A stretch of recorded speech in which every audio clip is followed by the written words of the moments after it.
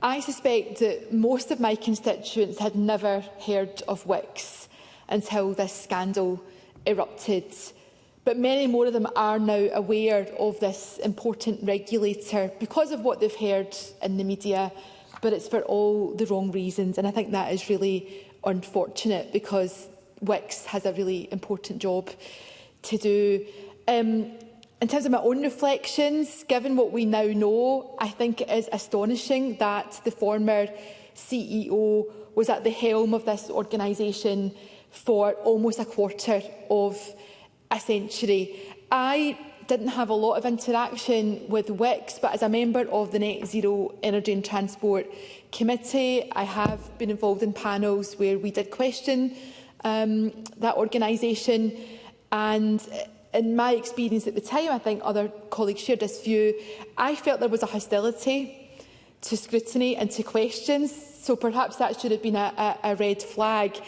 I welcome the Cabinet Secretary, who obviously has inherited a lot of this, letting the Parliament know that lessons have been learned and changes have been made. But I think I share the concerns of others, including Colin Beattie, that this can't be short-term. How can we be confident that this can never happen again and it never happens in any other organisation? So I think colleagues are right. Today we're really looking at the culture of this organisation, but all the infrastructure around that. We've seen massive failings in governance, financial control. Really, it's about greed and entitlement. People who thought they could go to their work and go out for dinner with their colleagues and their cronies and spend hundreds of pounds on booze and fancy meals in luxury hotels and restaurants. And as we talk about this today, I'm reminded that tomorrow is National Food Bank Day. Many of our constituents, including many people who are in work, are relying on food banks to feed themselves and their families. So that's why people are so angry when they hear about these kinds of scandals. And colleagues have talked about the importance of Scottish Water, and Wix is the economic regulator of the water industry. So Sarah Boyack set out why it's really important that we have a properly functioning regulator. Over the summer, but actually for the last few years, there's been, I think industrial relations are at an all-time low in Scottish Water.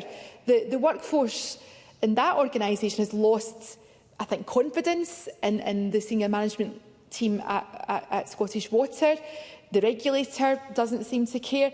I know in my letter to the First Minister, which the Cabinet Secretary replied to over the summer, I think there's a recognition that things have to improve at the Scottish Water. But what I would like to say to the Cabinet Secretary today is that if the regulator wasn't doing its job, and we can't really rely on the judgment of that organisation in recent times, then I think we have to look again at decisions that have been taken within Scottish Water, which affect the current workforce, and also, I think, the very real fear that we're seeing backdoor privatisation. The Cabinet Secretary's disagreeing. I'm looking at her face, she's disagreeing, and I'm happy for her to intervene. But if you look at some recent reports on this and you listen to the workers, and I would really urge the Cabinet Secretary to do so, they are very unhappy. They are raising it because they believe it's in the public interest. So we all want world-class water in Scotland. We want safe water, high-quality water.